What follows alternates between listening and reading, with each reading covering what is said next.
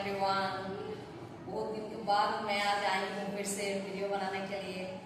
तो मैं एक बात आज आपके साथ शेयर करना चाहती हूँ। कुछ दिन से मैं वीडियो बना रही हूँ।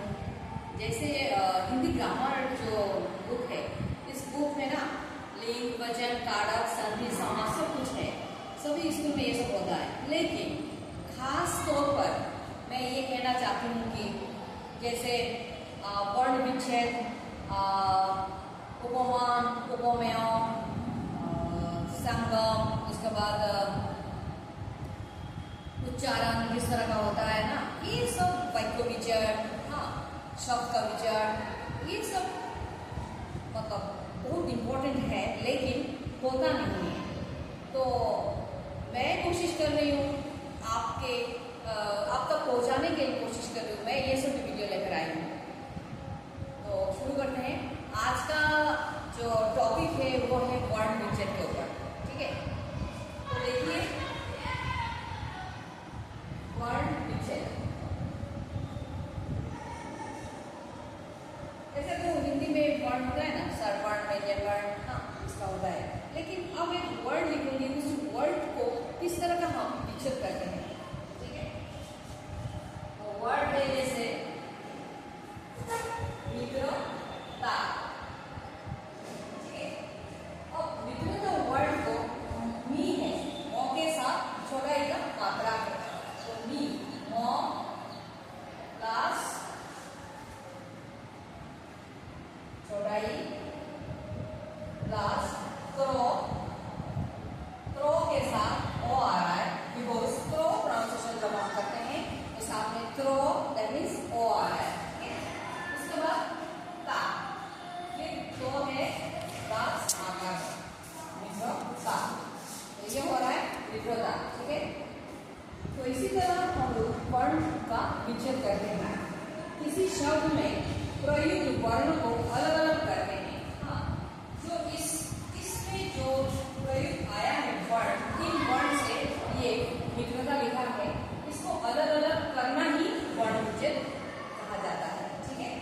नेक्स्ट आ रहा है हमारा संगम। नेक्स्ट आ रहा है संगम। तो संगम में इंपॉर्टेंट क्या है? संगम में विराम चिन्हों का पता लगता है, ठीक है। उच्चारण करते समय ये भी ध्यान रखना चाहिए कि विराम चिन्ह कब और कहाँ लगता है। अब एज पर एग्जाम्पल है आओ,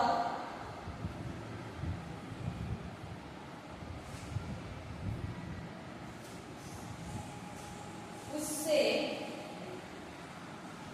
मिल आते हैं।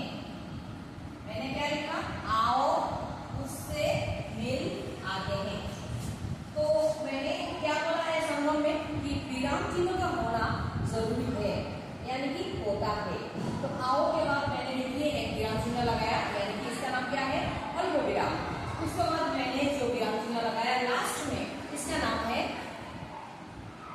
अर्धविराम, ठीक है ना, ये पूर्ण विराम, सॉरी पूर्ण विराम।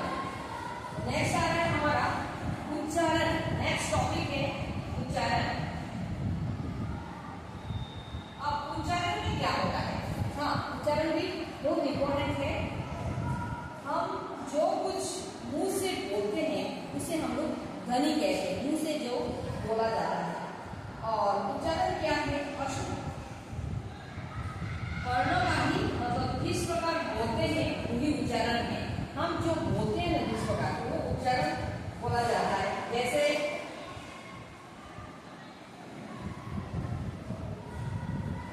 उसने कहा नहीं सुनी, हाँ, मैंने लिखा है उसने कहा नहीं सुनी, तो मैंने जो बात उसे बोला है वो सुना नहीं है। इसी बात को मतलब मुंह से जो बोला जाता है वर्णों को हम किस प्रकार बोलते हैं उसको ही उच्चारण है। ये जो वर्ण उसको जिस प्रकार हम बोलते हैं उसको ही उच्चारण कहा जाता है। मतलब वर्ण उसमें ज्यादा क्या है? इंपॉर्टेंट है, ठीक है। ज्यादा वर्ण का होना और जरूरी है।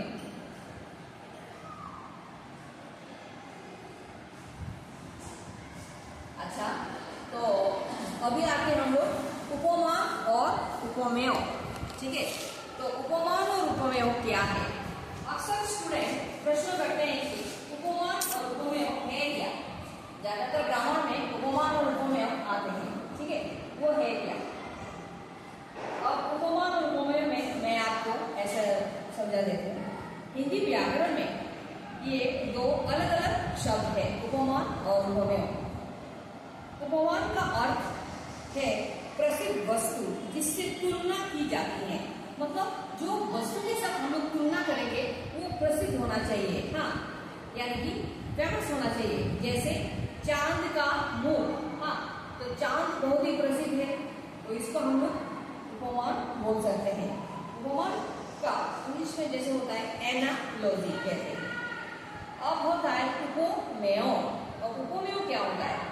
उपमेय वो वस्तु होता है जिसकी उपमा दी जाए, हाँ, वो वस्तु किसी दूसरी वस्तु के समान बदलाई जाती है, समान, हाँ, तो समान बदलाई जाती है। जैसे होता है मुख कमल, मुख कमल, हाँ, उसमें समान होता है ना, उसका मुख कमल के जैसा है, तो इसमें कंपेरिटी नजर आ रहा है, ठीक है, समान नजर आ रहा है, तो उसी को हम लोग क्या कहते हैं? उपमेय।